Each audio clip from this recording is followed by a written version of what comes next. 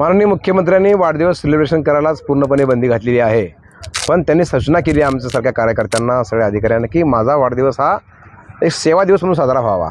म्हणून आज औसा विधानसभेमध्ये आज तुम्ही बघताय काल आमच्या विधानसभेतून 839 लोकांनी ब्लड डोनेशन केलेलं आहे।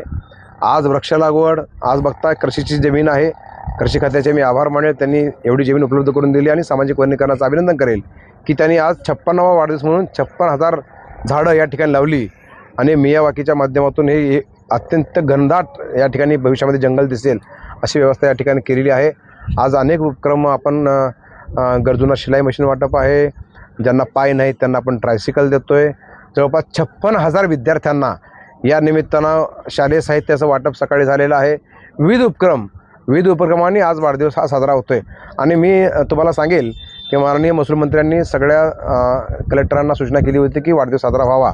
मी दाव्यानं सांगतो की सर्वाधिक वाढदिवस चांगला साजरा कुठं झाला असेल तर लातूर जिल्ह्यामध्ये झाला असेल आणि त्यातल्या त्यात औसा विधानसभेमध्ये सगळ्याच अधिकारी कर्मचाऱ्यांनी सर्वांनी झुकून देऊन काम केलेलं आहे, म्हणून त्यांचं मी अभिनंदन करतो आणि आभार मानतो। आमचे कार्यकर्ते पदाधिकारी कालपासून झटतात या विषयामध्ये। एक चांगला वाढदिवस या निमित्तानं झाला। खऱ्या अर्थानं देवेंद्रजींना जे अपेक्षित होतं की सेवा दिन साजरा व्हावा, तर सेवा दिन साजरा झालेला आहे असं मी मानतो।